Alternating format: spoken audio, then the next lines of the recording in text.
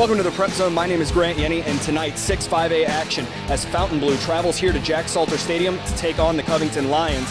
Now, Fountainbleau season started off rocky, but some personnel changes have them showing some big improvement here mid-season. Covington is 6-0, and last week they brought the Little Brown Jug back here to Jack Salter Stadium. So now for more analysis, let's bring in our color analyst, Coach Jimmy Inman. Coach, let's start with Covington. They've played at a high level all season. What do we know about them? Well, we know that they've been challenged. Road trips to, Holy Cross. They're playing well. They beat Rummel last week. And then, of course, cross town. You go over and you get a win at St. Paul. That's a big deal. But, I mean, it's been an all-encompassing thing. The defense has played well when it's needed to. The special teams have stepped up. And offensively, they're clicking on all cylinders. And Fountainbleau on the other side of the field, some personnel changes from week one. Iverson Celestine, a freshman running back for them. Yes, he's come on strong. They're going to feed him the rock with consistency all night long. Basically, they've had a very challenging schedule. A lot of people don't realize how challenging until you look at it, and they've been able to clip some wins as of late. Big win over Mandeville, and of course just recently Hammond. So on the road, no less. Big wins. Thanks, Coach. I spoke with both coaches moments ago. Let's hear what they had to say and get to the action. Our pregame with Coach Salter. Coach, the Little Brown Jug has returned to Covington. How special is that for your program this year? Well, it's great. I think the most important thing, though, is that, we're sitting at 3-0 in district, and kind of control our own destiny in that aspect, and we're 6-0. Just the Brown Jug, being able to put that back in the trophy case is just icing on top.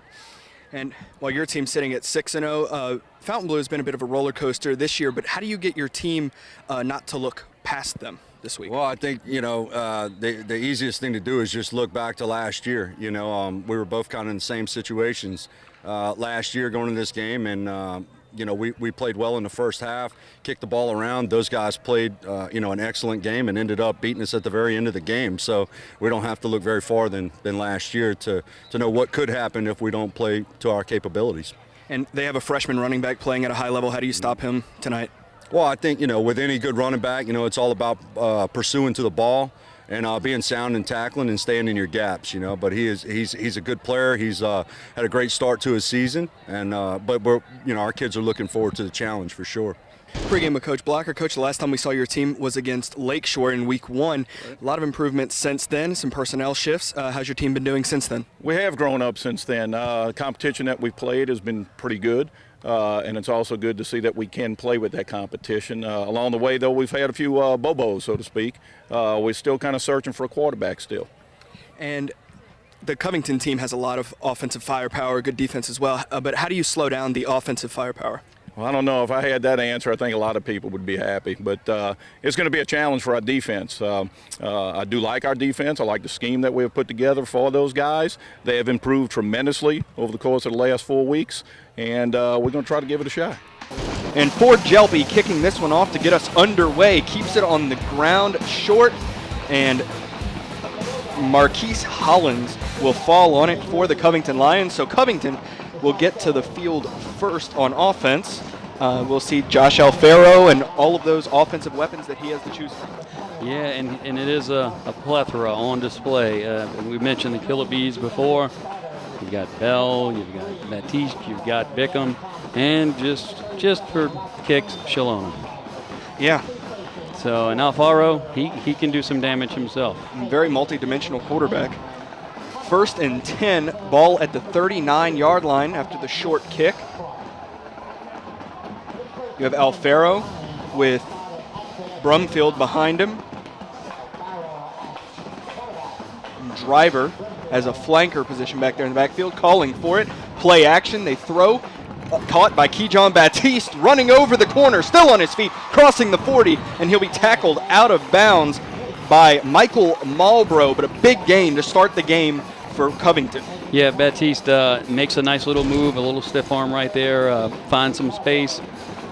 He was tripped up. Fortunately for Fountainbleau, they were able to actually slow him down a tad and allow for some support to get in and finish off the tackle, but not before he was 10 yards down the field.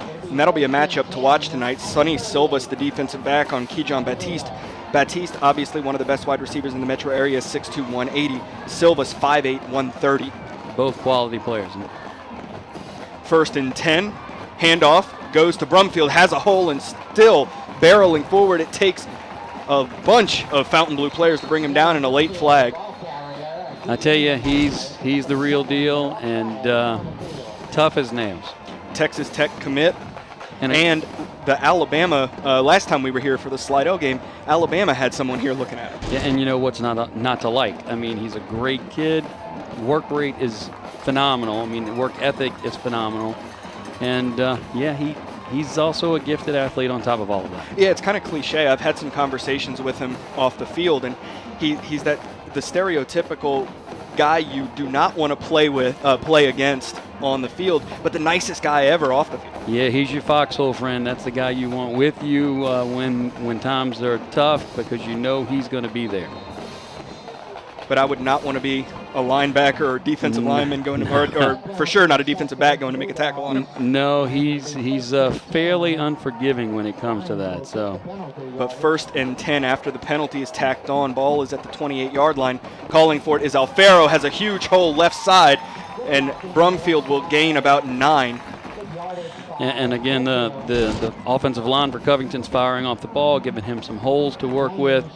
And that's a tough combination to handle when the line's doing their job. He's not the guy you need with space in front of him. Yeah, and a lot of size for Covington down there on that offensive line. I mean, your smallest guy down there is 5'11", 245. Right. They definitely eat well. That'll bring up 2nd and 1 for the Lions as they march downfield. Play action screen out to John Baptiste, and he'll be brought down inside the 10-yard line at about the 7. And you know, this is an excellent Fountainbleau defense. They've really come on strong the last few weeks, but it's tough to manage everything you're up against when you're looking at this multi-dimensional offense. So 1st and goal for the Lions. Shalona and Baptiste to this side of the field, our near sideline. Calling for it, Alfaro. They'll go to Brumfield again, left side, running around, and he will score. Great decision by Brumfield. He knew he had space around the end right there. He knew he could get to the end, and then once he got to the end, it was just a little stroll into the end zone. So, I mean, he definitely made it work. Coming onto the field, Furman to attempt the extra point out of the hold of Mendheim. And so with the extra point coming, Covington looks to make it 7-0 as the team gets set.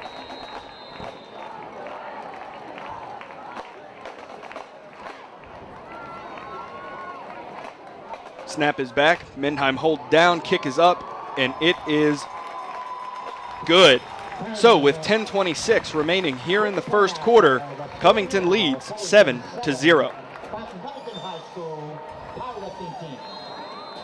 McKnight to kick this one away for the Lions. Keeps this one low and on the ground. Marlborough will return it. Looking for a hole. Gets around. Still racing down the sideline and on his feet, and the officials will say that he stepped out of bounds after crossing the 50, or just right on the other side of the 50. Great return. You'll see both of these squads, when they tee the ball up on kickoffs, they do a variation of a squib kick that's almost like an extended onside kick. And it does create problems for the receiving team, but if you handle it and can make one move, there's some green space in front of you. So here we see a radically different Fountainbleau offense than what we saw in week 1. You have Nick Ford starting at quarterback with the freshman Iverson Celestine in at running back. Celestine has been playing well. He was week 4 player of the week, and the first handoff goes to Celestine. He'll gain 2. Tough sledding and against the interior of the Covington defensive line. Celestine is an absolute workhorse. He's a powerful back, and he's going to provide a challenge for Covington. They were up to the challenge right there on that play. That'll bring up 2nd and 8 for the Fountainbleau offense. Celestine averaging 5.4 yards a carry coming into this one, and Ford will keep it himself running, and he's planted by number 51, Alan Pennington. for the Lions. Yeah, that's one of my travel mates, Alan Pennington. He actually went to Europe with us, and I'll take credit for toughening him up right there. He showed some toughness getting in there, putting his nose on the ball. 3rd and 7 for Fountainbleau. They're going trips to the left here on 3rd down, 9:22 remaining in the first. Ford calls for it. He's rolling to his left. He'll launch it downfield, and it's picked off by the Lions. That is Milton Clark, who comes down with it, and Clark had a big pick 6 against the St. Paul's Wolves last week. Yes, he did. He is a playmaker. No other way to say it. He high-pointed the ball beautifully, and I tell you what, he's got some hands on him, you know, that would work on the offensive side of the ball if Covington weren't so talented there. He could easily be a dual threat in terms of offensive capability as well as his defensive capability. So that'll bring up 1st and 10, ball at the 42-yard line for the Lions, who had a beautiful, well-executed first drive that led to a Devin Brumfield touchdown. And we'll see what they do here on 1st and 10. Yeah, they had a great drive. Senior-laden team, it's almost expected. They go play action. Alfaro, as pressure was bearing down, launches this one, and it's complete. A big gain down to the 25-yard line to Elgin Bell, the 6'1", 170-pound senior wide receiver. Bell is also the number 5 receiver in the metro area. It makes sense. It's all he does. He makes big plays. And what a great job of high-pointing the ball right there. But again, Alfaro, toughness. I mean, he took a lick, stayed in the pocket to the last second. He's been impressive. You know who he kind of reminds me of is Ben Roethlisberger. Yeah, he's a big kid, and he's tough. He stays in the pocket and makes sure the play is made. And he'll take a hit and still get the ball off. Last second, no less. 1st and 10, calls for it is Alfaro. They give it to Shalona, looking to find the hole, and he will fight for an extra yard after initial contact was made in the backfield. It'll actually be a gain. Yeah, and it was well defended by Fountainbleau. They did a good job. They read that, and they were in the backfield, created issues. And like you said, Shalona probably should have been tackled for a loss in terms of most players, but he was able to churn out a yard. But Fountainbleau, excellent diagnosis of that play right there. They busted it up. So 2nd and 9, Bell to the bottom of your screen, Batiste to the very top, Shalona in the slot. Calling for it is Alfaro. Handoff goes to Brumfield. And he's trying to fight for the extra yardage, but he won't get any. He stopped at the line. Again, Fountainbleau's defense, they're a lot better than people think. They're much improved. The touchdown we just saw earlier on the long drive, that's been an aberration as of late, just simply because Fountainbleau hasn't given up many touchdowns. As a matter of fact, last week just one, and the week before that, 2. So it's been a tough-nosed defense. So that'll bring up 3rd and 8. And yeah, they only gave up 2 to a very talented North Shore offense. Very talented.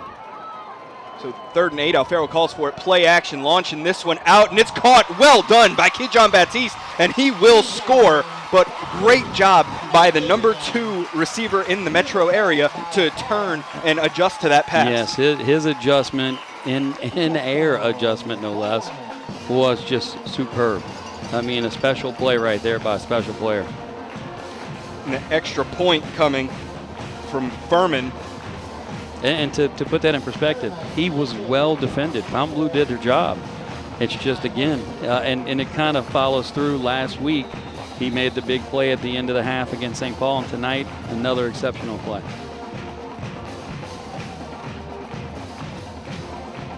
So we'll see Furman. Menheim, a high snap. Well done by Menheim to handle that one and get it down. And the extra point is good. So with 7:24 remaining here in the first quarter, Covington leads 14-0. And McKnight to kick this one off for Covington. Stays on the ground once again. Bounces straight to Marlboro once again. This time met by a host of defenders. He won't get the big return that he got last time. Yeah, he was able to make a move the first time and, get outside and earn a few more yards there. This time, the coverage was excellent by the Lions. So we'll get another look at the Fountainbleau offense. with Nick Ford at the helm here, a senior.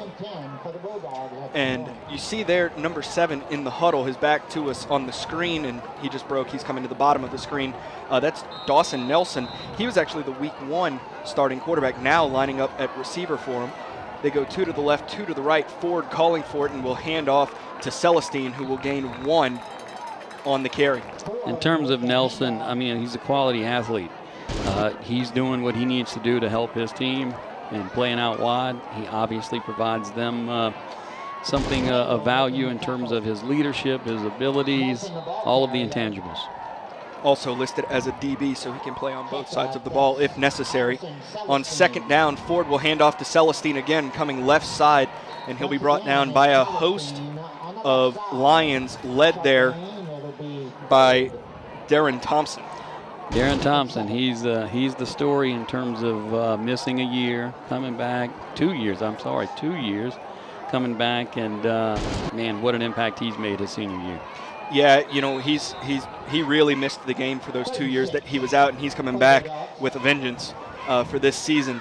And keeping it is Ford up the middle, has a hole. He'll get the first down here before being brought down there by Betts. It's a great decision by Ford. You know, he was reading the end right there, saw that the space opened up in front of him, kept it, pulled it down, and first down, Bulldogs. And Ford comes off the field to the sideline. It looked like his shoe came off.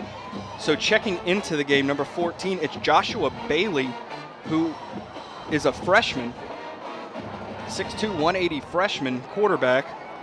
Bailey will hand off to Celestine, who will gain about 3 on the carry. Ford still getting his shoe on over there on the sideline, so it looks as if Bailey will stay on for another play. But a timeout is called. Timeout is called by the officials. So I guess because it's such a hot night, we'll have a heat and humidity break, even though those are supposed to end in October, at the beginning of October. But anyway, 5:52 remaining here in the first quarter. Covington leads 14-0. Good call by your wife. Second down after the heat and humidity break, and it is absolutely necessary. Ford is back in. He hands it off to Celestine, who gets a big gain, a gain of about 6 on the carry there. He'll be very close to a first down, but just shy. Longer than I thought, about a yard shy. So it'll bring up 3rd and 1. I tell you what, Celestine is he's running like a champ out there for sure. Doesn't look like a freshman. He's a strong back. Under center, Dawson Nelson takes the snap and is immediately driven back. He doesn't get it. So that'll bring up 4th down for the Fountainbleau offense. Nice push by the front 4 of Covington right there. Yeah, they got some size and speed down there to get penetration. But they're going to keep the offense on the field with Nelson still in at quarterback. Ford is actually where Nelson was, down here at the bottom of the screen. And we got encroachment. And encroachment on the Lions will give a first down to the Bulldogs. That takes that play out of the equation and makes it quite easy for Fountainbleau. So, and you see now they're switching back. Nelson coming back to the bottom of your screen and Ford in at quarterback. Let's go back to the heat for a second. If you didn't notice in the stand-up when Coach Inman and I were on the field, it is exceptionally hot for October. I believe it's 80 degrees here at kickoff. It's a tad toasty. Yeah. So 1st and 10. Ford calling for it, a designed run. He'll keep it himself, and he'll gain about 3 on the carry. Ford's been making some good decisions, and I mean, even though it's only a 3-yard gain, it was actually the correct decision to, keep that on the design play right there. So that'll bring up 2nd and 7 for the Bulldogs. 2 to the top, 2 to the bottom. Ford trying to use a hard count there, but that time Covington holds discipline. Caught him off guard with it a few plays ago. New play, Ford calls for it, fakes the handoff to Celestine, and he's immediately met by Trevor Betts, but he'll fall forward for a gain of 2. So that'll bring up 3rd and 5. Yeah, and it's a legit 5. It's not a short 5. So it means Fountainbleau's potentially looking at having to put it in the air right here. Although it's Celestine, he can find 5 yards easily. 3:42 to go here in the first. Ford, hard count, It seems like every single offense that we call in games this season uses that hard count before then adjusting to the real play. The Ford calling for it on third down. He hands off to Celestine, fighting forward, and he looks short to me, but it'll be very close. He's about a yard and a half potentially, about a yard. About a yard. So another fourth down situation for the Bulldogs. Coach It'll Block. be 4th and 1, and Coach Blocker will leave his team on. Ford going for the hard count, trying to get him to jump again to get the first down. Hey, it worked the first time. It did. Calling for it. Keeper diving over the pile. I tell you what, he looks like he got it. It's going to be close, though. Let's see where the officials mark it. And Covington's saying first down for them, but they may we measure it. We may have a measurement. And that's exactly what will happen. So let's see as they prepare the chains to be marked. Well, if it's a first, it's Up. made. And a little bit of an error out there with the chains is one of them got dropped. If it's a first, it's barely a first, and if it's short, it's only a chain link short. It's that close. Pulling it, and it looks like by a nose. Yep. Wow, By just a nose as you it is. said. First down for the Bulldogs. Fourth down, they're 2 for 2. Yes, I tell you what, when they dropped the chain out there, a couple of kinks in that chain, and that definitely could cause a problem because that's how close that was. So 2:33 to go here in the first quarter. Definitely shows you the mindset of Coach Blocker. He came here to throw the kitchen sink at Covington. Absolutely, and with Covington playing at such a high level, I think you have to. And handoff goes to Celestine, and he's tripped up after a gain of 2. And it illustrates the confidence he has in his guys. He's like, look, we may put you in a situation that under normal circumstances we wouldn't follow through on, but I believe you guys can handle it. So that bodes well for the future. Yeah, a lot of confidence in his young team. Very much so. Motioning Celestine out. Ford will be by himself in the backfield. Calling for it. Faked the screen and took off on the quarterback draw, and he's brought down by Darren Thompson and Jawan Harrell. Yeah, I think with Covington's DBs, their next level in terms of ability, they or North Shore seem to be the two best in the district by far. It's going to be a steady dose of running the ball tonight, I think, for Fountainbleau. 3rd and 5 for the Bulldogs. They're going in the empty set once again. Ford going with the hard count.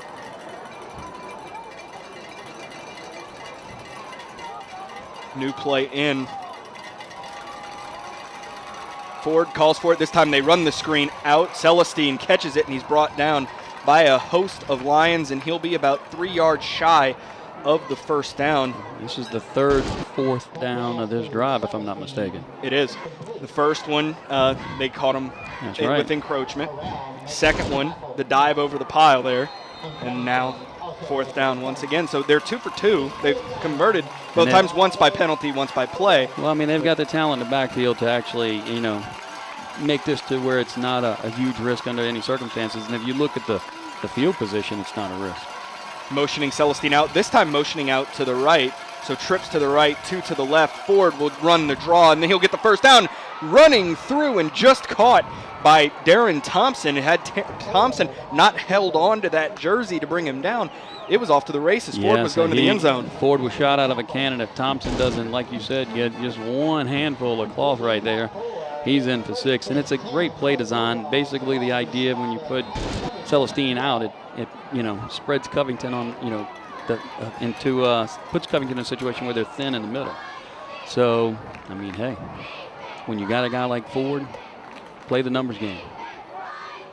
10 seconds to go here in the first quarter. Ford calls for it, handoff to Celestine. Celestine will be wrestled down by Alan Pennington, and that will run out the first quarter as Covington leads 14-0.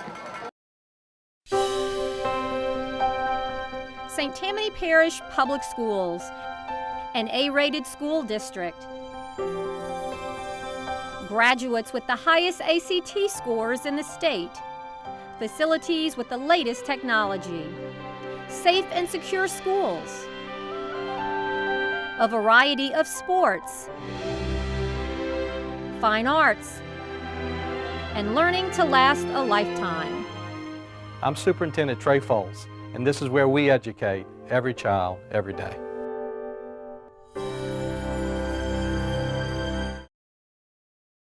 Our coaches here this evening, Leo Bourgeois, Wayne Fitzmars, and Jack Luke. Players here. Second down to start off the second quarter. They go with the hard count to begin this one, as the 77 state champion team is honored on the track here at Covington High School. And they run a screen out, and it's incomplete.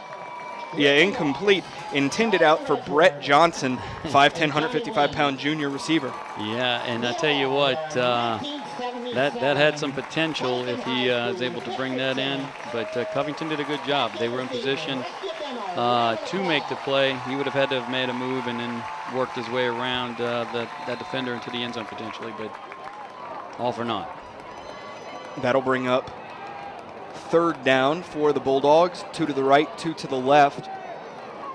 Ford calling for it, looking to pass, looking downfield, has protection. He'll run it himself, going forward, and he dives into the end zone for the touchdown, and the Bulldogs are on the board. Yeah, great play by Ford. Again, he looked, nothing there, so he went with what his instincts told him.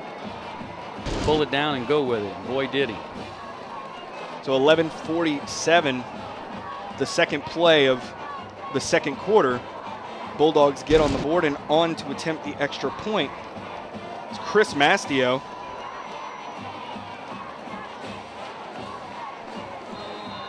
Out of the hold of Dawson Nelson.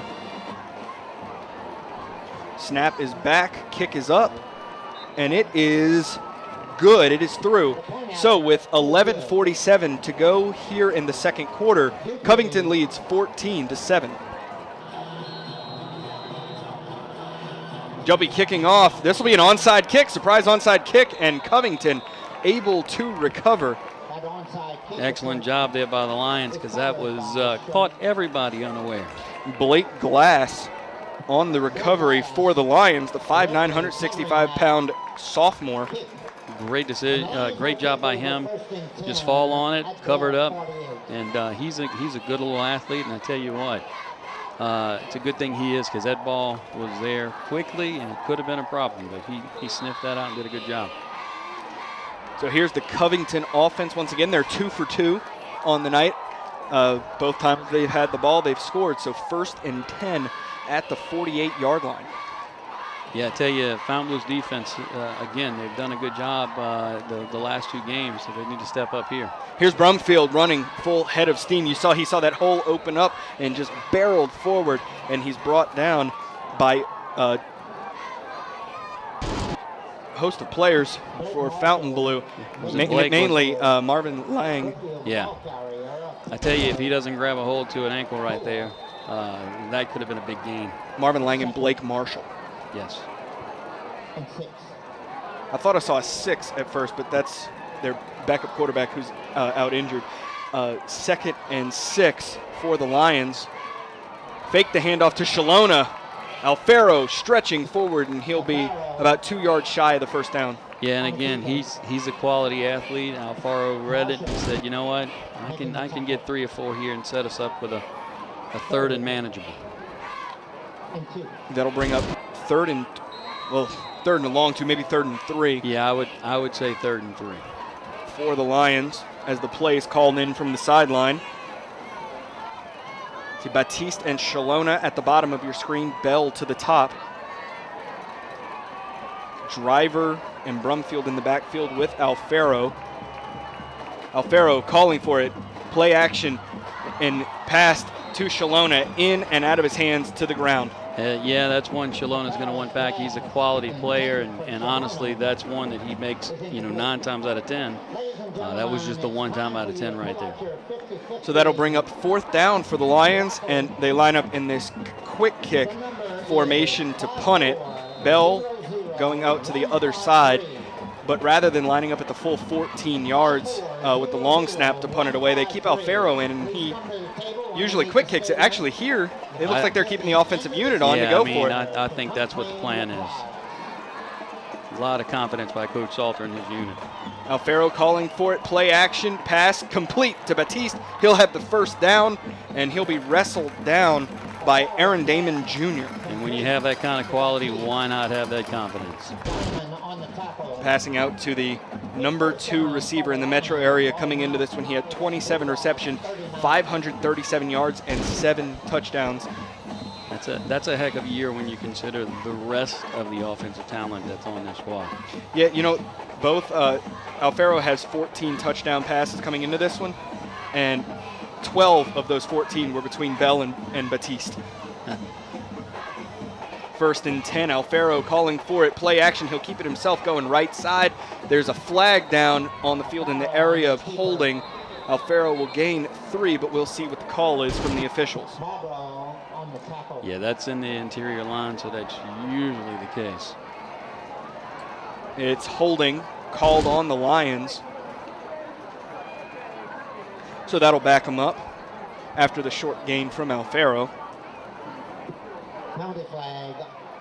That'll make it 2nd and 20. 10-yard penalty. 9:56 to go here in the 1st and 20. Yes, a repeat 1st down with the penalty right there. So Holding against the Lions. 2 to the top of your screen, Bell to the bottom. 1st and 20. Alfaro calling for it. This time the give to Brumfield, trucks a player for Fountainbleau, trucks another one, and he'll be brought down by Marvin Lang at the 45-yard line. Just what a load. I mean, the deal is when you're giving up 40 pounds and he's got a head of steam, it's just tough sledding. He's going to be the guy that is going to finish the play one way or the other. I mean, sometimes you can get him before he gets momentum, but boy, once he does, he's a load. And I believe that'll be a lesson learned to these Fountainbleau players. When it comes to Devin Brumfield, you can't tackle him high. No. And that's what was attempted there and ended poorly. And, he, like I said, he had momentum. And if you go high when he's got momentum, it's going to be a poor decision. So we will step away for the injury timeout here. 9:02 remaining in the 2nd. Covington leads 14-7.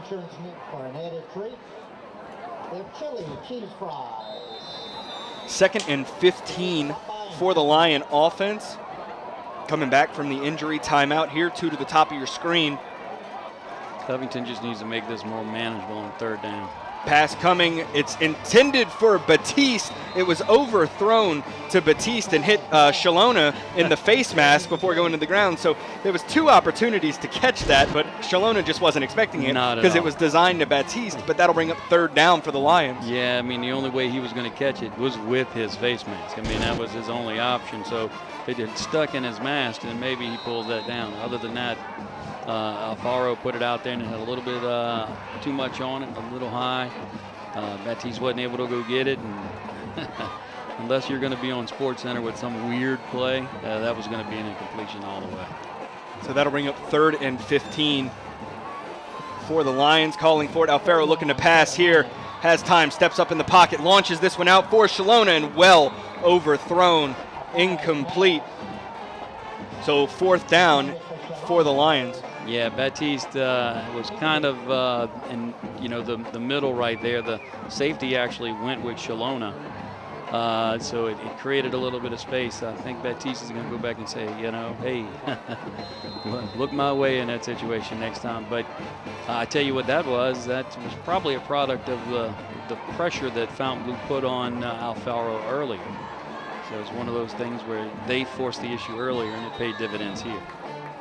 Damon Jr. was on the coverage, and Fountainbleau will take a timeout. So with 8:40 remaining here in the second quarter, Covington leads 14-7. Fourth down. So here's that quick kick formation I was talking about earlier before Covington went for it. They keep the two backs in the backfield, and Alfaro just quick punts it away here. And this one will roll, and Elgin, well, that was good hustle from him looking to keep it out of the end zone, but it will be a touchback. Yeah, it was a great effort by him. It just was literally a foot short. So, but I mean, it wasn't due to lack of effort. So it will be 1st and 10 for the Bulldogs here at the 20-yard line. Their last drive was a success. Yes, it was. They're doing a good job. You know, they run their full wide receiver set, and they'll put Celestine out, and that leaves Ford in the backfield by himself, which is a matchup problem right now. Calling for it, handoff. He keeps it, and he'll be dumped back after a gain of about 2. Ford keeping it himself, brought down over there by Juwan Harrell. Yeah, Harrell did a good job there, staying home. Meeting him at the point of attack and finishing a tackle. But I tell you what, again, getting back to it, this is a good decision by Coach Blocker to basically create space just by the formation. 2nd and 8 for the Bulldogs, calling for it. Ford keeps it himself, and he'll get to about the 25-yard line, so a gain of another 2. And I tell you what, that was a fake to Celestine, and then Celestine actually turned into the blocker, and it could have been something pretty big, but I tell you, Celestine, good job right there of filling the hole, but Covington actually kind of stood it up a little bit. Motioning Celestine out. They're going with that empty set that they've had success with. Hard count from Ford. So 3rd and 5 for the Fountainbleau offense. Celestine tightening in. Ford calls for it. Design run, draw up the middle, and not close to the first down. Yeah, and that's one of those, again, where they've had success and a lot of success. Covington actually just did a good job of diagnosis. I'm sure Coach Glenn Salter was working the whiteboard over there saying, hey, look, this is what we need to look for. This is the nice little wrinkle that Fountainbleau has. We need to be prepared for that on this drive. Bell and Baptiste back to return the punt. A very low snap is kicked away by Blake Marshall. And Bell, good job getting away from it and letting this one roll out of bounds at about the 29-yard line, where the Covington offense will take over. Yeah, I tell you, good decision again by the Lions to just get out of the way. Well-coached squad. Both of these squads are well-coached. So, but you see it in little moments like that where, other years or other squads and other coaches, somebody's jumping on the ball or too close to it.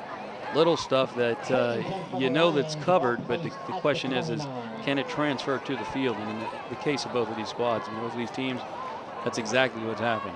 So they're actually able to put it on the field on Friday night. 6:47 to go here in the first half.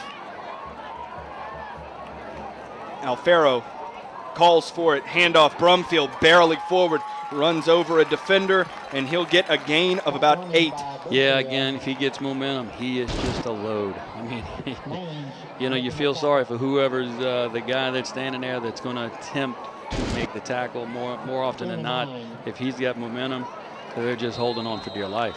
And coming into tonight, 117 carries, 1,005 yards for Brumfield. He's averaging 8.6 yards per carry. He eclipsed that 1,000-yard mark against St. Paul's last week. Here they go with him again.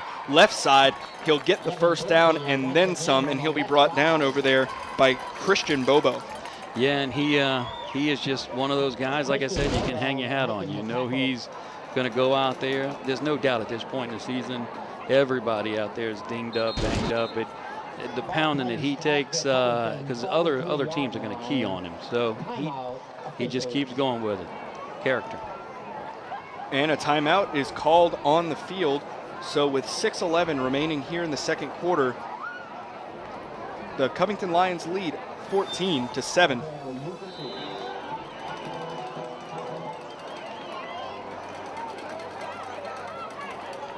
Lions here calling for it. Alfaro Pump fake, launching this one. Shalona readjusting, and he catches it. Oh, what a great pump fake and a great just shift to, work his body into position to come back. It looked like a back shoulder throw, but the reality is that Shalona just made a great play to get to the ball. That's 2 times we've seen that from Covington receivers tonight. Baptiste had it earlier in the game, and now Shalona with that one. Just great effort from these receivers getting in position to come down with the ball. The awareness to go to the point where they can get to the ball. So 1st and 10, handoff goes to Brumfield, barreling forward. It's never, ever the first tackle that brings him down. He will be brought down by Jordan Burke, but Marlboro went to tackle him first and got pushed down. And I tell you what, though, Marlboro stuck his nose in there, and he actually took the brunt of the blow, but he stopped the momentum, which was key. Because by that point, he's 5 yards down the field almost, so if he doesn't get in the way right there, or doesn't stick his nose in and stop the momentum, it's another 3 or 4 yards easily. So good job by him. 2nd and 6 for the Lions. 2 to the right, 1 to the left. Alfaro calling for it. Hand off. Nope, he'll keep it himself, going up the middle, and he'll be very close to a first down. Maybe right on the marker. It's so close they may measure. But a good play fake to Driver coming on the sweep. Yes. And then Alfaro taking it himself as players started to move to the left or their right. So it's going to be a short one here. And they're going to go with, let's see, they're bringing in the big boys. So it looks like they're going to go with that Maryland I that we've seen them use a couple times this season. Well, there's a reason for that. It's been effective so far. Let's see what Fountainbleau does here.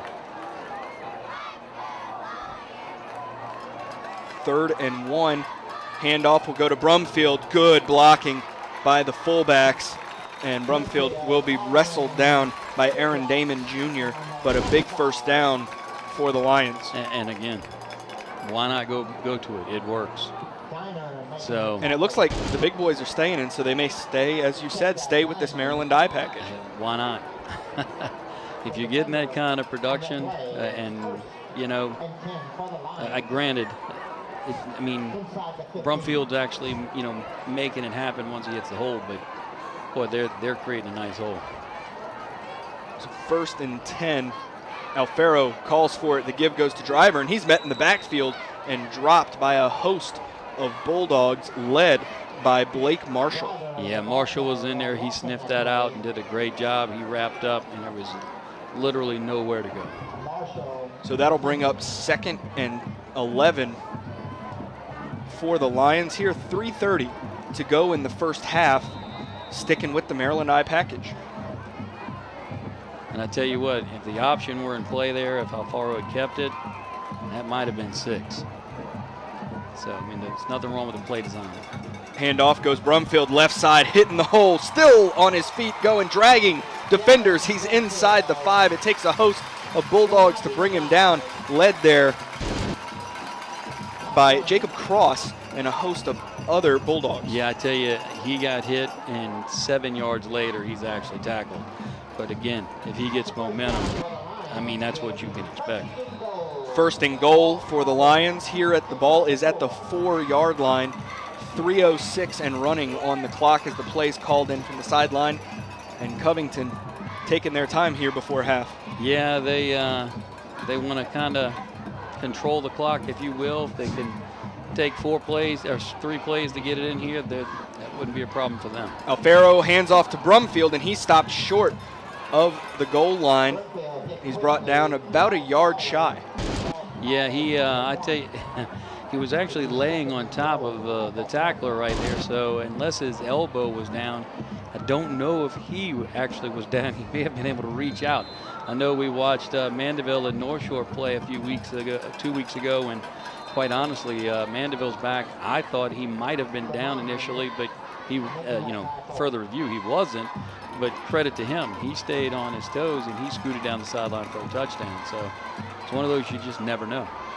2nd and goal, ball at the 1-yard line. Alfaro handing off. Brumfield just leans forward and into the end zone Yeah, Another touchdown for Devin Brumfield. Yeah, not a ton of effort there. He didn't have to. He's like, you know what?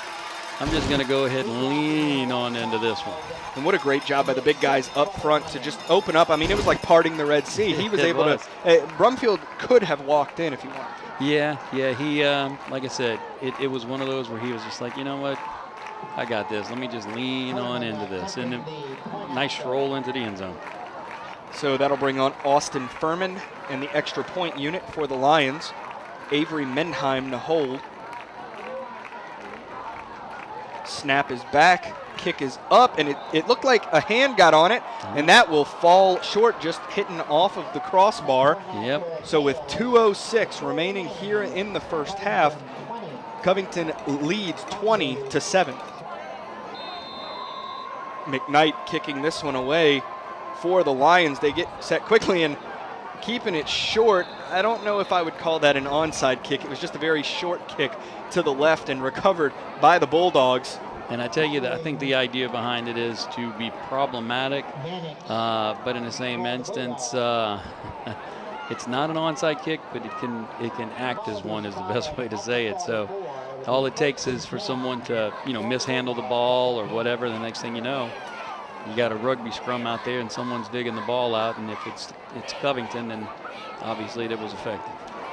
But Edward Mannix came up shorthanded. The 5'10", 205 senior defensive lineman for the Bulldogs was the one who fell on it. Yeah, a D lineman, and I tell you what, he did a good job there. Bailey in at quarterback for the Bulldogs, dropping back. He's a lefty, looking to pass downfield. His pressure bears down, and it falls incomplete as it looked like the pressure was getting to him, and he's a freshman, so he threw that one in a panic intended for Brett Johnson, and it falls incomplete. And there's a reason to be panicking right there. He was about to get sandwiched, so it's one of those where even the more experienced quarterbacks have trouble with that. So 2nd and 10, 1:54 on the clock here in the second. Bailey and Celestine. Bailey calls for it, hands off to Celestine. He's met immediately and dropped by a host of Lions, led there by Corey Donovan. Yeah, I think Coach Blocker looks to his freshman right here to run the 2-minute offense, to work the passing lanes. So Covington will take a timeout, 1:51 to go here in the first half. Covington leading 20-7. 3rd and 11 for the Bulldogs. Snap is back to Bailey, looking downfield as pressure bears down. Gets that one off nicely, and it's a complete pass to Darryl Tott for a first down. Well executed by the freshman. I tell you what, he showed a lot of courage right there and a maturity beyond his years because, as you said earlier, sometimes you get a lot of pressure like that and you can get a little jittery. He didn't. He stayed in the pocket and delivered a strike. Wide receiver took a big lick there, so tough stuff by Fountainbleau. Calling for it on first down, looking to launch it long, has a man and in and out of the hands, through the hands of Nicholas Ford. I tell you what, I was looking for a hanky on the ground right there because I thought I saw a hold. And when I saw the ball in the air, I was like, man, this is going to be rough if he pulls this down and is brought back.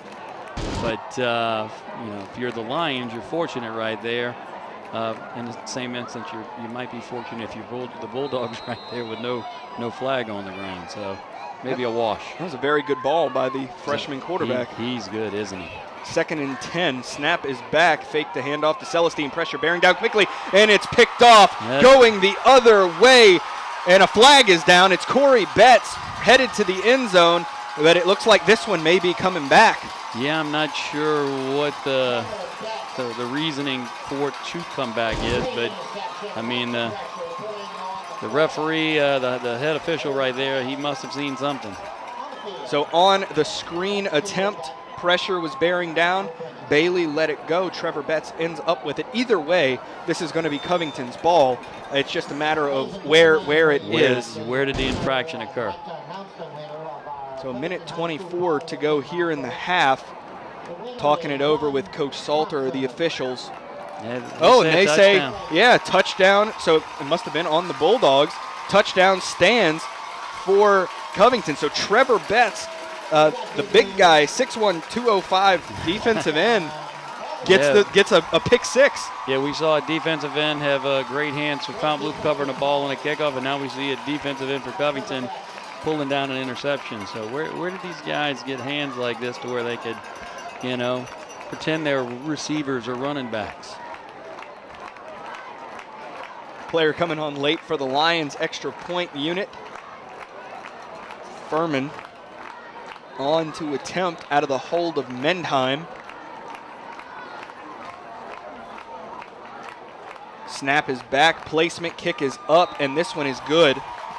So with a minute 24 remaining here in the first half, Covington leads 27-7.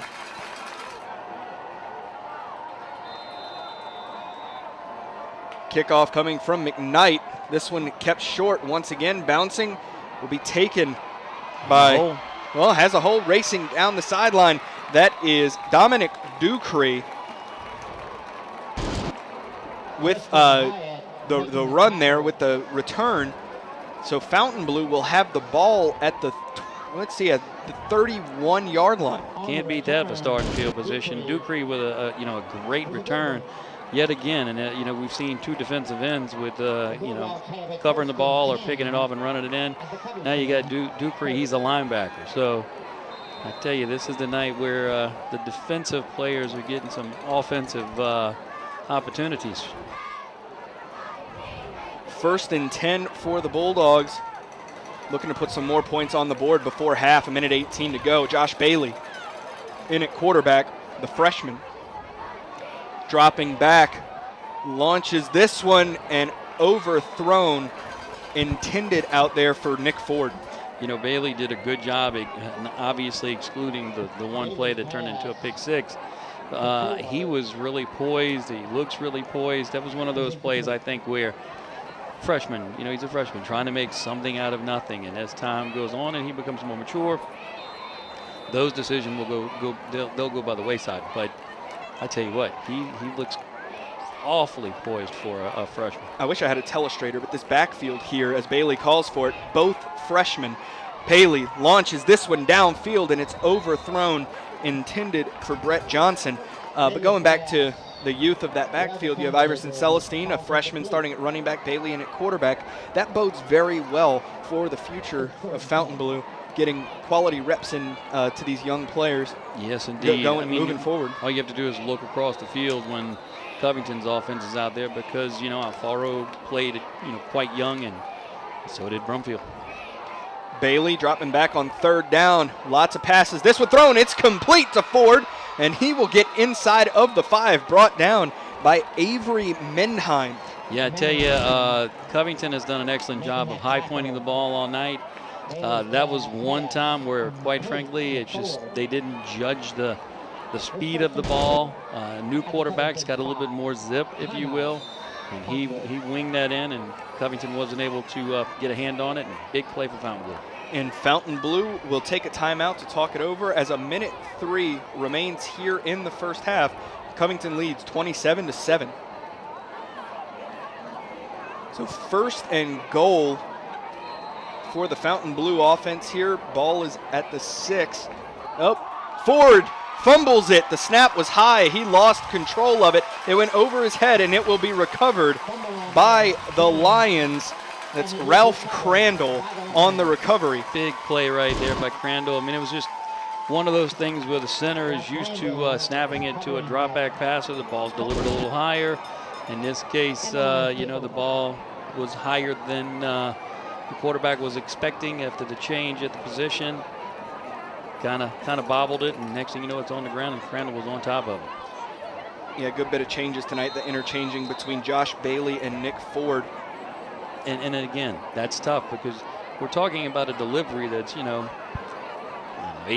to 14, 15 inches, a foot and a half, whatever it is, 18 inches, in terms of where the quarterback wants the ball. So it's tough on the center to handle that. 1st and 10, ball at the 11 for the Lions. You think they go for a strike here? Looking to pass is Alfaro. Low pass intended for, is that Milton Clark down there? And it's incomplete. Am I seeing that right? Milton Clark on offense? It may be. It is. Like I said, he's sure-handed. He's got the wheels. He's got the ability. No doubt he can be a dual threat player and play on both sides of the ball. You just don't want to wear him out doing so. But he's quality. And again, the only reason he's probably not out there most times is 3 wide receiver set. They're stacked. Snap is back. Alfaro floats this one for Bell. It's on the money. Bell catches it, and he'll be brought out of bounds at about the 35-yard line, but a huge gain for the Lions, and a flag is down. And it might be roughing the passer. No. Illegal man Illegal downfield. man downfield. Wow. So after all of that, this one coming back. Wow. I didn't see it. I'm sure it's there. They saw it. Takes away a big play. So it was whatever it was or whoever did it, it was a big mistake. And Coach Salter, I'm sure, will be looking at that on film saying, guys, we can't do that in the future. And that'll bring up 2nd and 10.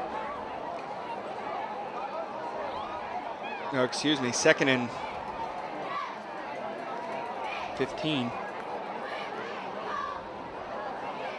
for the Lions. There's 50 seconds left here in the first half. Covington's leading 27-7, and you think they go for a strike again here? They're trying to put another score on the board before half here with 50 seconds to go? You know what? I think they want to get out from the shadow of their goalpost, directly, and then basically get to a point to where eat a little clock. Then if they want to take a big strike, take a big strike. But they don't want to give Fountainbleau a short field. Even with a limited amount of time, you just don't want to do that. So on 2nd and 15, driver in motion, they hand off. Brumfield coming left side, still moving forward, and he'll get to the 15-yard line. Good gain for the senior, brought down over there by a host of Bulldogs, including Aaron Damon Jr. Yeah, I tell you, I'm kind of surprised that Fountainbleau didn't call a timeout here on 3rd down just to get the ball back. The clock's still running, and it looks as if the offense will just let – nope, they won't let the clock run out, but it's 8 seconds on the game clock, 12 seconds on the play clock. Alfaro calling for it, pass out to Shalona, who's wide open, barreling forward, and he'll be brought down at about the 30-yard line, but that will end the first half as Covington leads 27-7.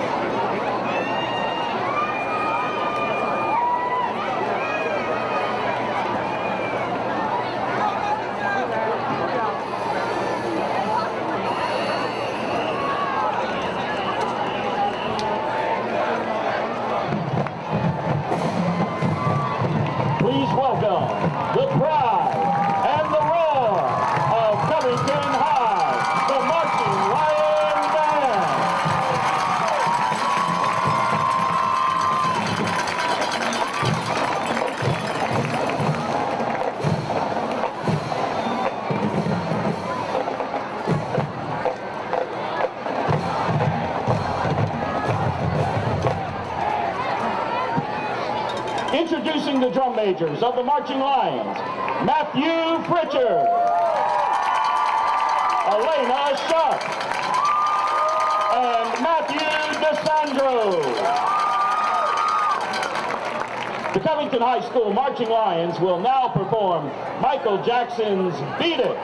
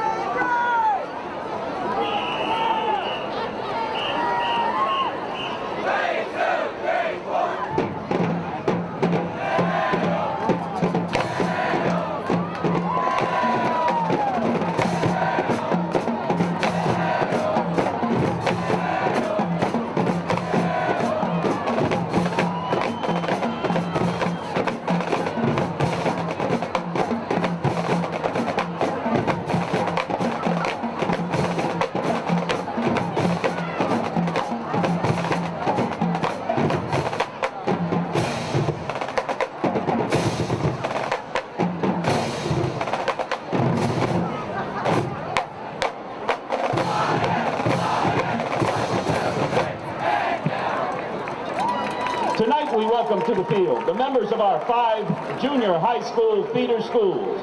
Lee Road, directed by Heidi Perry. Fifth Ward and William Pitcher, directed by Micah Dutroux. Folsom, directed by Jenny Nucio. And Madisonville, directed by Dominic Messina. We will now feature the Covington High School Dancing Darlings and Golden Silks. The Dancing Darlings officers are Captain Sarah Wolf, Co-Captain Lexi Hebert, Senior Lieutenant Shelby Glass, and Junior Lieutenant Carly Talley. The Golden Silks officers are Captain Lanisha Forstall, Junior Co-Captain Brianna Burris, and Junior Lieutenant Terry Whitehead. And now, sit back and enjoy the Marching Lions as they present Word Up!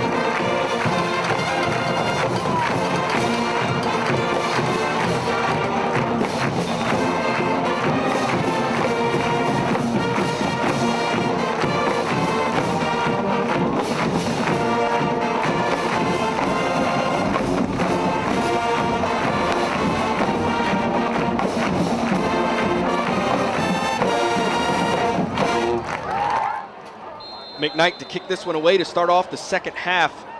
Covington has a commanding 27-7 lead. This one on the ground. Marlboro couldn't field it cleanly, but he picks it up there, and he'll be brought down near the 35-yard line over there by number 44, Niger Rout.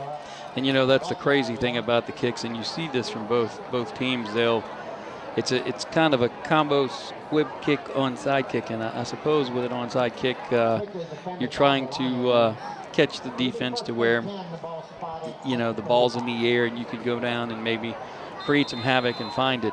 In this case, you're really not looking for it. If it happens, then that's great. If it doesn't, you know, it's not bad field position in terms of your defense.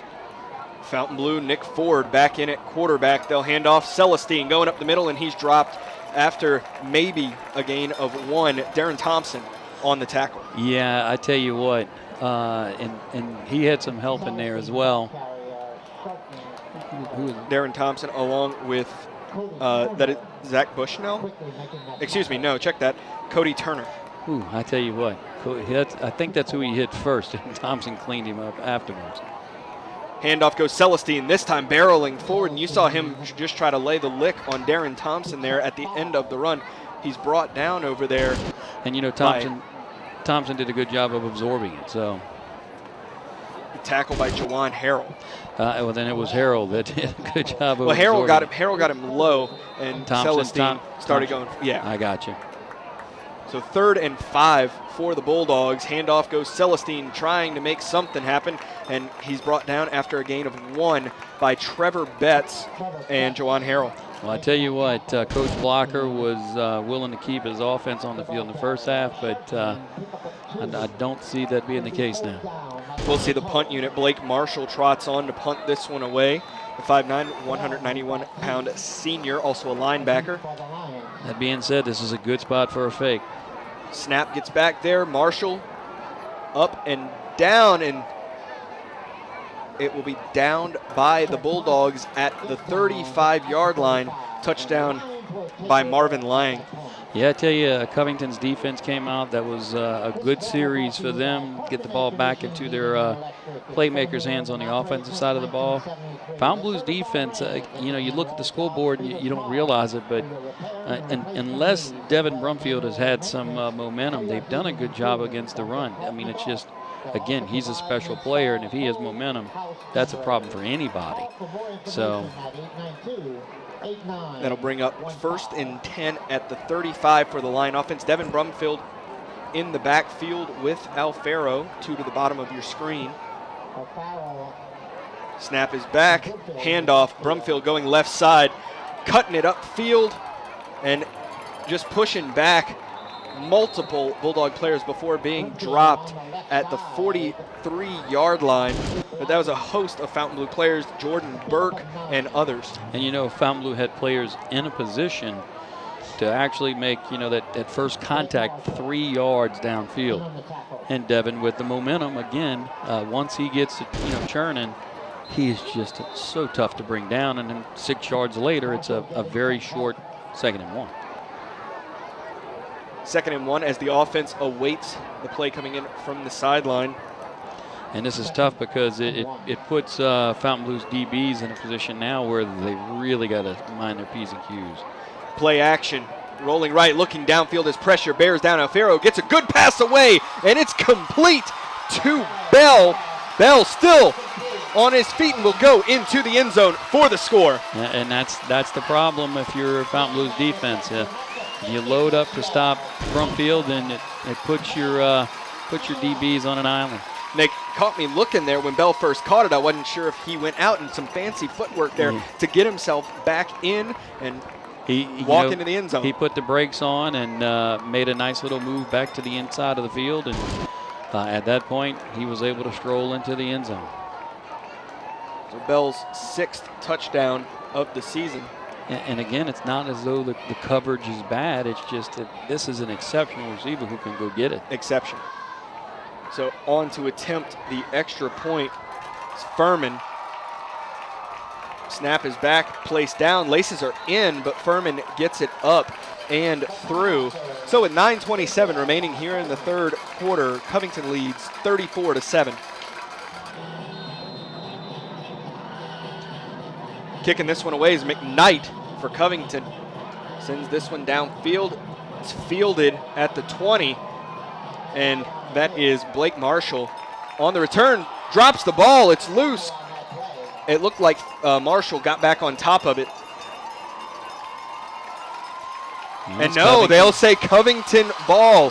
So another big play for the Lions coming up with that fumble, and they'll get the ball with exceptional field position at the 25-yard line. And again, it's just an awkward kick to handle. McKnight did a good job, and you know, you get numbers on, you know, hats heading toward the ball and hats on the ball, and the next thing you know, ball's on the turf, and the Lions hopped on it. 1st and 10 for the Lions at the 25. Looking to tack on another score to put them over 40. And again, this is a tough spot for the DBs, you know, for Fountainbleau, just simply because you have to be cognizant of what's going on with Devin Brumfield at all times. They hand off Brumfield going right side. Good cut inside, reading where his offensive lineman was driving the defender, cutting back inside as he saw him going outside, and he picks up a gain of 5. Absolutely. His head was up. He was surveying everything in front of him. He initially wanted to go outside and wasn't there. Nice block to actually spring him to where he can cut to the inside, and great read, nice run. So 2nd and 5 for the Lions. The clock being their friend, they'll take their time setting up. Play action. They screen pass out to Batiste, and he is drilled by Marlboro out there, but he'll gain about 2. Yeah, again, it's one of those, again, keeping the defense honest. If you can force the defense to, you know, try to make sure that these guys on the offensive side of the ball, these great wide receivers that Covington has, just aren't dictating play, then you're leaving room on the inside for Brumfield. They put in the Maryland I package, the big guys here on 3rd and 3. Farrow, it looks like, false start called on Covington there as one of the offensive linemen got a little jumpy. Yeah, he was a little excited. So now they're taking the Maryland I formation out as you see Batiste and Shalona coming back onto the field. And this will be a passing situation, and Bell coming back on as well, a passing situation. Yeah, I think that was Nick Cotton, 6'6", 280, and when you're, when you have his ability to fire off the ball like he does, and you're his size, you're not hiding. So he's been great all night. It's just one mistake, so let's see how the Lions handle this. 3rd and 7 for the Lions. 2 to the left, 1 to the right. Alfaro calls for it. They hand off to Brumfield. Has a good seal block on the left side, looking to cut it up, and he will not get the first down. He'll be probably 2 yards shy. Yeah, I tell you, this is a situation where I expect Covington to go for it. It'll be more of the same, so to speak. Don't be surprised if we see that Maryland package that you keep referring to. Grant Sizon with the tackle there, 5'10", 192-pound sophomore linebacker. Something that I also wouldn't be surprised with, looking at this package is if Alfaro fakes it to Brumfield and just takes off on his own. Well, with all of the focus going toward the middle, we could see an outside run, but there'll be a timeout to talk it over. Yeah. So with 7:03 remaining here in the 3rd, Covington leads 34-7. All right, so 4th and 1 for the Lions. You think? Easy money says Devin Brumfield gets this. So. Handoff goes Brumfield, right side, barreling through. He gets the first down plus some. Brought down by number 54, Dominic Ducree. Yeah, I mean, why wouldn't he get it? You know, we were kind of discussing the potential for a naked bootleg or something out of that formation just because all of the focus is on Brumfield. But, I mean, why bother? he once he gets that momentum, he is so tough, and it's only 1.5 yards. And even if he's stopped at the line of scrimmage, he tends to fall forward for that. So 1st and 10 for the Lions. Fakes the handoff to Brumfield. Has time now, rolling right as pressure bears down, and Alfaro will run out of bounds inside the 10. But I compared him to Big Ben earlier, but he's significantly more mobile than Big Ben. Yeah, he can get out of the pocket, and right there, he surveyed. His eyes were always moving, looking for someone to break open. Good job by Fountainbleau secondary right there. Nowhere to go for Alfaro. But again, even when he felt the pressure, he was able to move away from it and turn what easily could have been a sack or something that was no gain into a positive play. And that brings up 2nd and 6 for the Lions here as a new play comes in from the sideline. Driver and Brumfield in the backfield, Shalona and Batiste to the left. Snap is back. They hand off. Brumfield looking for a hole. He couldn't find a hole, so he decided to lay a lick on the defender, and he's driven back by the Fountainbleau, the defense. And I tell you what, he did lay a lick right there, but give credit to Fountainbleu's defensive line. Their interior line stood Brumfield up, didn't let him get the momentum. I mean, he laid the lick, but it's only for a yard, so 1.5 yards max, and that's the 1.5 yards we were referring to earlier. And Dominic Ducree took the lick, but firmed up enough to be able to slow the momentum of Brumfield. And Ducree's a big guy. He's listed as 5'10", 205, but he's very stocky. He's solid. Yeah. He's solid. And a timeout called on the field. They'll do this for heat and humidity. Even though it's October, it's hot. So Covington leads 34-7 with 5:59 remaining here in the third quarter. 3rd and 6. I'd be surprised if Covington wings it up top. Well, they hand it off to Brumfield going left side. He's looking to stretch it out, and he gets around and will score. Yes, great block on the end right there. Sealed the end. Brumfield finds pay dirt once again. I thought that maybe there might be a pass looking towards, Bell or pick one, Shalona. Like I said, many options. Pick the option. Yeah. Even Milton Clark when he came across with a full wide receiver set. But again, when you have Brumfield, hey. He ran it in right into the camera there of Rhett Sharp. He got that good shot of him coming around the edge. So Furman on for the extra point here for the Lions. Snap is back. Menheim gets it down. Kick is up, and it is no good. Good pressure up the middle by Fountainbleau right there. 5:40 remaining here in the third. Covington leads 40-7. Kicking off is McKnight. Once again, keeps it short. This one goes to Marlboro. Marlboro looking for a hole, and he lays a lick before going down, but he's dragged down there by Trent Rainey. Yeah, he does a good job right there, picking his spot, getting an extra 5 yards. He knew he was going to deliver a lick right there, but he also knew that he was going to absorb one. So he took one for the team, picked up an extra 5 yards. Good job. 5:34 to go here in the third. We get a look once again at this Fountainbleau offense here on 1st and 10. Back in at quarterback is Ford. They went with Bailey before half. They've been kind of interchanging them all night. So you have Ford and Celestine in the backfield. A read option. Ford will take it up the middle himself, and he'll be brought down over there by Darren Thompson and Donovan. I tell you what, I think that Fountainbleau's best look tonight has been a 5 wide receiver set, actually 4 wide receivers, and then Celestine goes out and jumps into formation. And it gives Ford more space to work with. 2nd and 8, handoff goes to Celestine coming toward the near sideline. He's wrestled down by Cody Turner, and he'll be about a yard shy of the first down. But on the flip side, I guess that's why you go with this formation, because it's nice to have Celestine in the backfield. So 3rd and 1 for the Bulldogs, who are down. It's 40-7. The tempo it doesn't feel that is way. Very slow. It just doesn't. Celestine going forward, first down. I think at this point, what you're seeing is Coach Blocker and his offensive staff are saying, you know what, we have stuff to work on. We're a young team. We're only going to get better.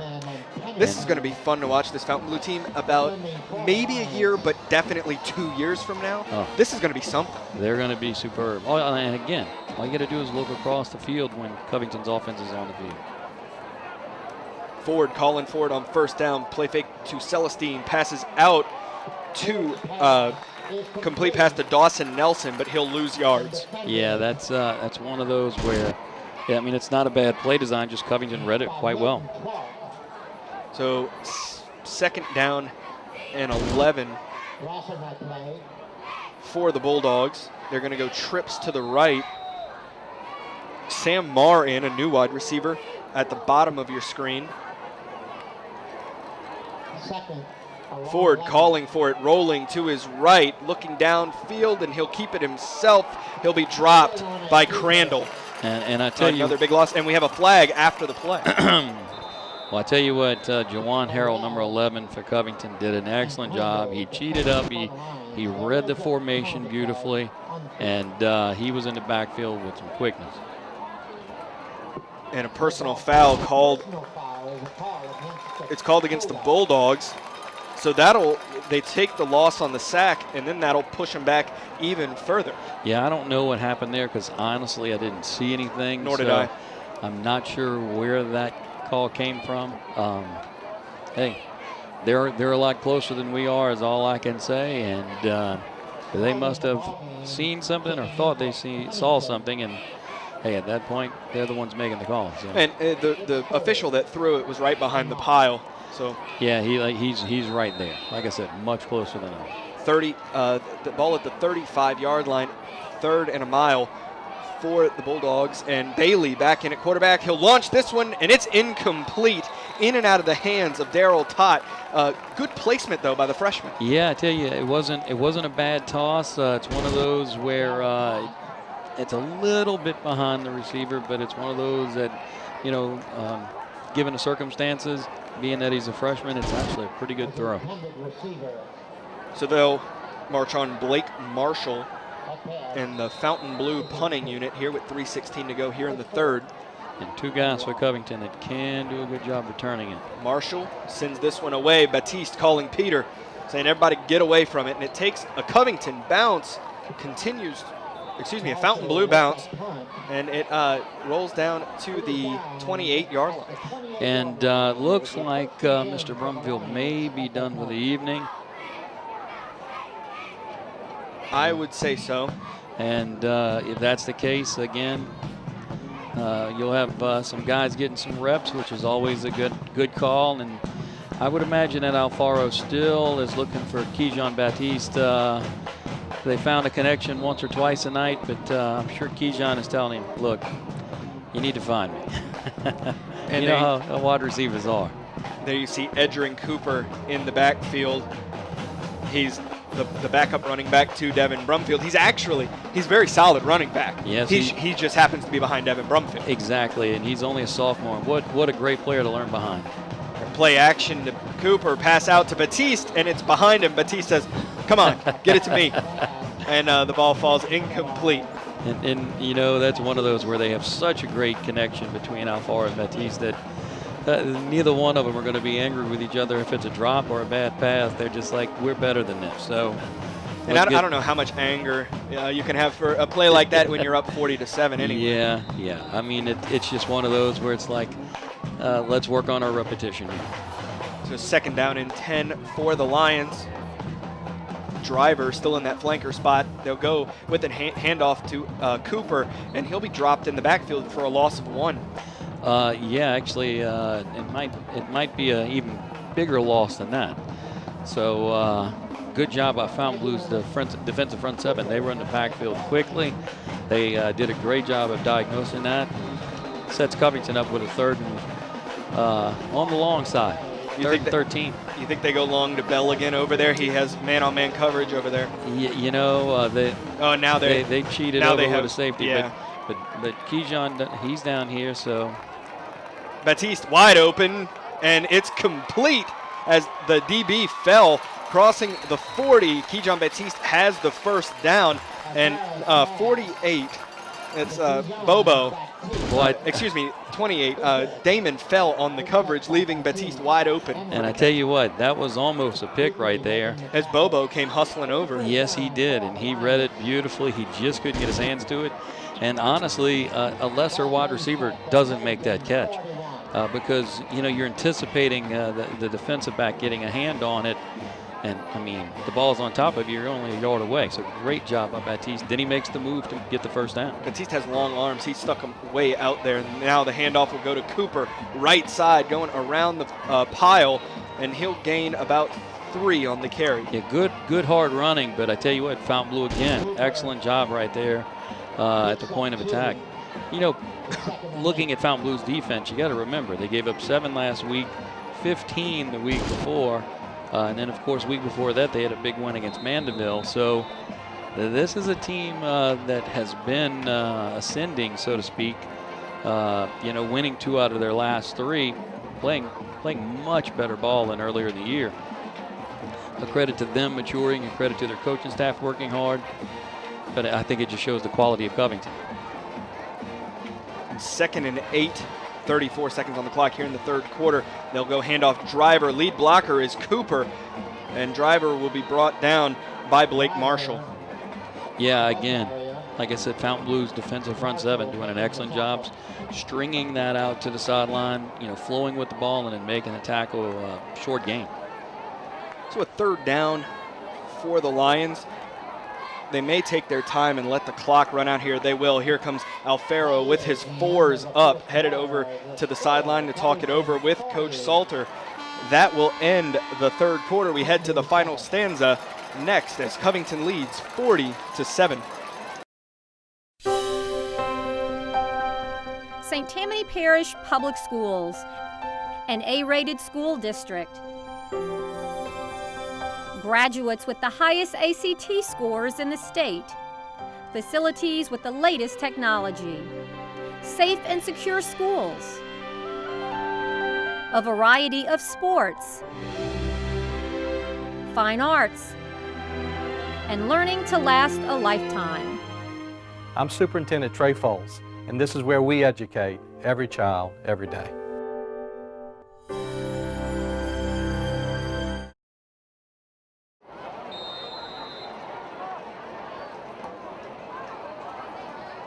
Third down for the Lions, starting the fourth quarter. Snap is back, busted play. Well, it was intended to be play action anyway, launching it out and through the hands of Kejon Batiste. The pass from Alfaro, but the play action was supposed to go the other way. Cooper went to the left, Alfaro went to the right. So yeah, that play started with a mistake and ended with a mistake. Lucky it was play action anyway. Right.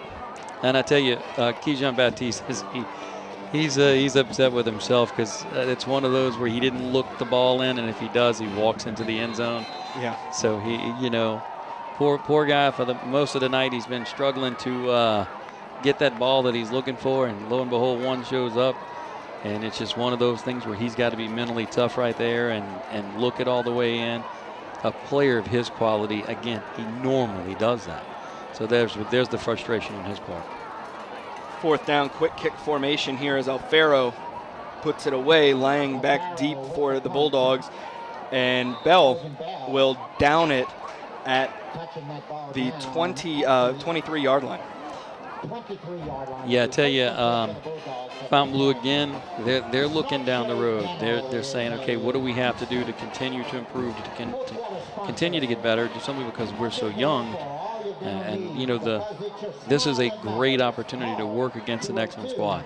Next week, Fountainbleau is taking on Ponchatoula at home.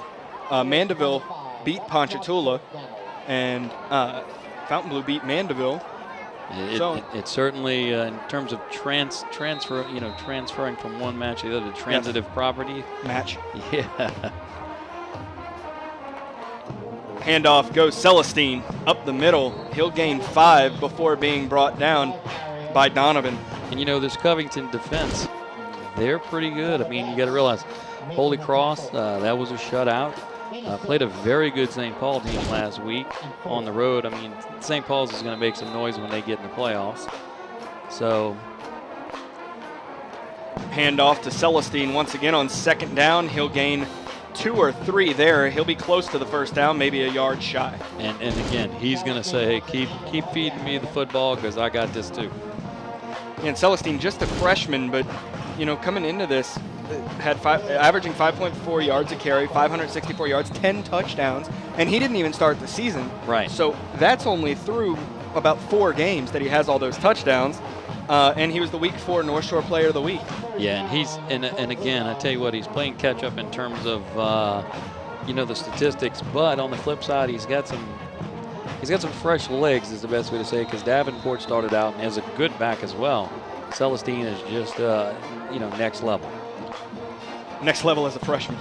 1st and 10, handoff goes to Celestine, finds the hole, racing downfield, crossing the 50, and he'll be brought down by Betts. Yeah, 2-wit right there, next level. So next level in terms of on the field, and next level obviously down the road when we're talking the collegiate level. Quality back. I mean, really unbelievable that we're talking about that, about a 15-year-old. But, I mean, again, those same comparisons were being made about Brumfield, so, and look where he is. So Texas Tech commit. Yeah, if not better. So Bailey now in at quarterback. He'll launch this one, left side, incomplete, as he threw it. That was dangerous, throwing it towards Milton Clark. Yeah. Milton Clark, he's got a knack or a penchant for finding the ball high point and bringing it down. Like I said, there's a reason he's the 4th wide receiver when they go to their 4 wide receiver set for the Lions. 2nd and 10 for the Bulldogs. Bailey calling for it. Handoff, Celestine. Celestine loses it, but he was able, well done, watching it and scooping it back in to avoid the Covington recovery. Yeah, I tell you what, someone hit him in the hole right there, and as weird as it sounds, he lost momentum, and it actually pushed him towards the ball that was popped free. So fortuitous right there. 3rd down for the Bulldogs lining up. They have trips to the right here and Celestine to the right as well.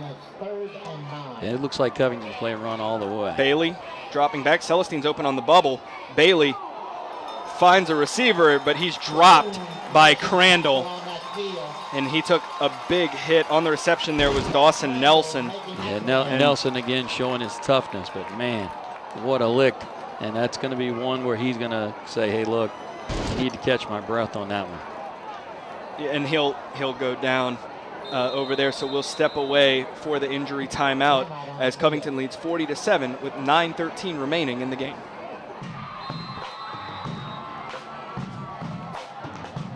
Fourth and 5 here for the Bulldogs. Trips to the right. Going for the hard count there now. Bailey calls for it. Pass is batted away. Good defense there by Darren Thompson as the pass was intended for Darryl Tott. He swats it away. And I tell you what, there was a host of Covington DBs there that were eyeballing, the ball in terms of tip drill. And, you bring up Bailey being a freshman. He had Celestine open on the bubble route, who he actually would have gotten to the first down if he'd have dumped it off to him, but Bailey was looking left the whole time. Yeah, that's the inexperience, and again, he's supposed to That'll be inexperienced. Come. Absolutely. He's a freshman. He's a guy that normally would be not even playing JV, and he's on the varsity. And Alfaro, when he was a freshman and then a sophomore, he made those same decisions. Exactly. And now when you watch him, he surveys, and picks apart defenses. And that's what Fountainbleau has in their future. Handoff goes to Driver. They have Driver in that main back position behind Alfaro, and a new flanker in Alex Sharp. And Driver, he's a tough little back. He can get in there and he can churn for some yards. No hole right there though. Fountainbleau's front 7 again. If Brumfield's not in and doesn't have momentum, they've actually done a good job. It's when Brumfield gets going and, again, who's going to stop him? And what that does is that sets the table for all of the wide receivers, of which Covington seems to have a never-ending supply. Ducree checking into the game for the Bulldogs. And you see Sharp at that flanker position where Driver normally plays. He's a big freshman, 6 foot 215. Good block there. And Driver will run for no gain. Yeah, there wasn't much there for one simple reason. Fountainbleau did an excellent job diagnosing and just flowing to the ball. I believe it was Jacob Cross who got in there, a senior. Excellent job. So 3rd and 10 for the Lions as the clock continues to wind, 7:23, and the Lions will take their time as they're just looking to run as much clock as possible. And that's the maturity of the team as a whole. A lot of seniors and a lot of upperclassmen. If they're not seniors, then most of them are juniors. So very well coached squad, and again, not a surprise. This time they go the handoff to Hollins, and Hollins will be stopped for no gain as well on the tackle. A host of Bulldogs, including Marlboro Cross, and an unnamed defensive lineman whose name I can't find on the roster. The mystery man, but guess what? He was. We'll call him Johnny because he was Johnny on the spot. Blandon Cloutard. There we go. 5'9", 215. I know I said that name wrong. There's no way I said that right. Look at how do you pronounce that? You know what? I'm not going to play that game. 4th down for the Lions, and now they're in a traditional punt formation. Snap goes back and nearly blocked, but punted away. And this will be returned by Lang, looking for a seam, and he'll be dropped out there by Edgerrin Cooper. Yeah, Cooper did a great job, getting downfield and making the tackle. Flag on the play, though. We'll see what the white hat calls here. This could be holding. It's one of those weird spots. Block in the back called on the Bulldogs. So that'll back them up. 6:10 on the clock.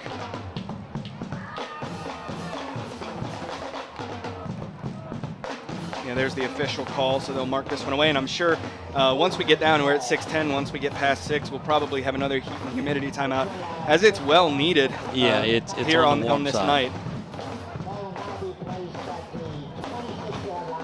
So it'll be 1st and 10 for the Bulldogs at the 26. What do you think we see here for the rest of the game for the Bulldogs? Again, I think Fountainbleau is going to, basically play their base set and work on getting better. That's what they're going to do because they're playing against a good unit.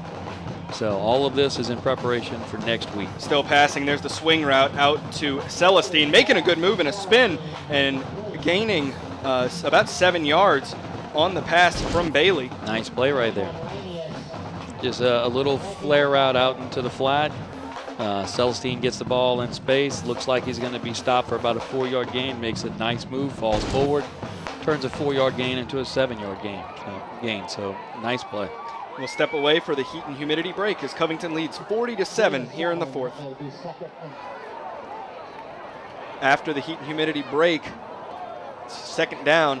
Bailey calling for it, gives to Celestine, who's met in the backfield and dropped by Cooper, playing both ways. Yeah, a good play there. Niger route was also in the backfield. Good job by both of those young men. They diagnosed it, and they were on the spot immediately. And again, it's also kind of one of those things, Celestine, if he's got momentum, he's just tough to bring down. But you stop him before he gets going forward, and just like with Brumfield, you can limit the gain. So 3rd down for the Bulldogs. Bailey calling for it, looking to pass left side, pumps, it's intercepted by Cooper. Heading down, crossing the 20, he fumbles it, ball still loose, and Bailey recovers it at the 15-yard line. Man, I tell you what, that's one of those things where, Cooper makes a great play on the ball because the pump fake actually got him going one way. And then when the pass came, he was athletic enough to get back. And then the next thing you know, he's going downfield. And Bailey, literally Johnny on the spot in that situation. I mean, he was right there. So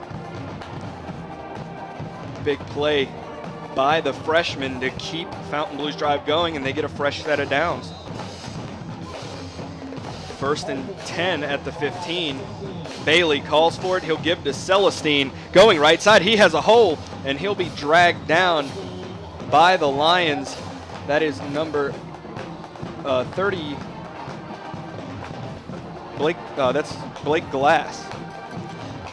Good job. Glass is only a sophomore. So for him to get out there and get some time against a quality opponent, good stuff. 2nd and 5, 4:13 on the clock. Bailey calling for it. He'll give to a new running back there. That is Jaden Davenport.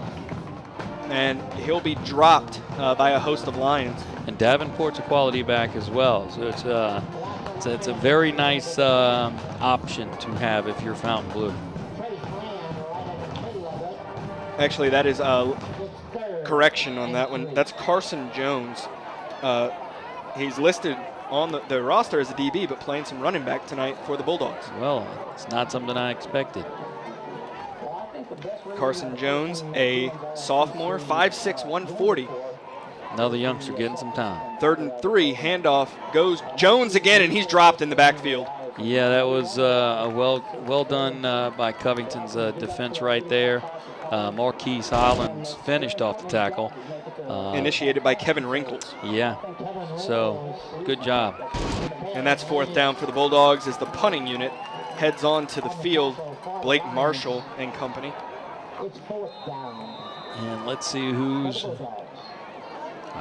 Do you see anyone back at this point? For No, Covington? no one's back for Covington. And I guess at this point, it's make sure that there's no fake. Snap back, mishandled, but no pressure was coming, so Marshall able to get this one away, and Fountainbleau will let this one roll before Lang downs it at the 40-yard line. And there's a flag on the play. It looks like it's going to be a personal foul if I had to guess. One of those things where a little chippy. So awaiting the call from the White Hat, and if you look down at the Covington huddle down there, while a lot of 2s are checked in, it looks like Alfaro is going to still come back out at quarterback for the Lions. Well, it's one of those things where... Nope, he's not coming back out. He was just in there for the offensive huddle to get everything in order. I was going to say, if he does come back out, the only reason I could see it is if he could get some work with some of the younger wide receivers. But I guess at this point, it's time for the youngsters to get out there and go to work. Well, he was just in the huddle more as a leader, calling in the play to the rest of the team. And he is that, so makes total sense. And, well, nope, there goes Alfaro running onto the field. So there wasn't a quarterback out there. I guess a communication error. He maybe thought that the 2 quarterback was going to go in. Alfaro now checks into the game. Well, he's out there, and I guess he'll be the coach on the field, so to speak, directing things with the youngsters. 1st and 10 for the Lions. Some communication there as Alfaro thought he was coming out, and the handoff goes to Driver, and he will gain about 3 on the carry. Tell you, tough sledding there, but good hard running. Fountainbleau's front 7's doing an excellent job here. But Driver picked up 3, maybe 4 there. And Alex Sharp checking back in at that flanker spot. Out comes Marquise Hollins, who was getting some reps. Under 2 minutes to go here in the 4th quarter.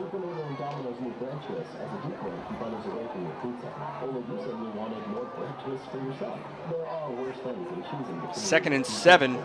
Alfaro with Driver behind him. A lot of other young guys in, but Driver finds a hole, still on his feet, moving forward, and he'll be dragged down. A tackle by number 39, Tyler Schneider, a junior for the Bulldogs. And I tell you what, a good job up front by Covington's offensive line. The last few plays, basically Fountainbleau's front 7 has been able to kind of dictate play. But Driver found a hole right there, and once he hit it, it's a nice 15-yard gain. So 1:20 on the clock as Alfaro awaits the call from the sideline. And now the backup quarterback is checking into the game. That's Seth Gordon, a 5'8", 140-pound sophomore, comes into the game for Alfaro. Getting some quality minutes here.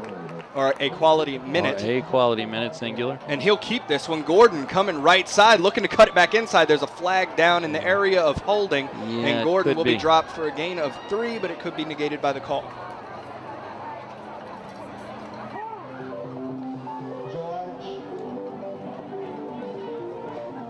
So wait the call from the white hat.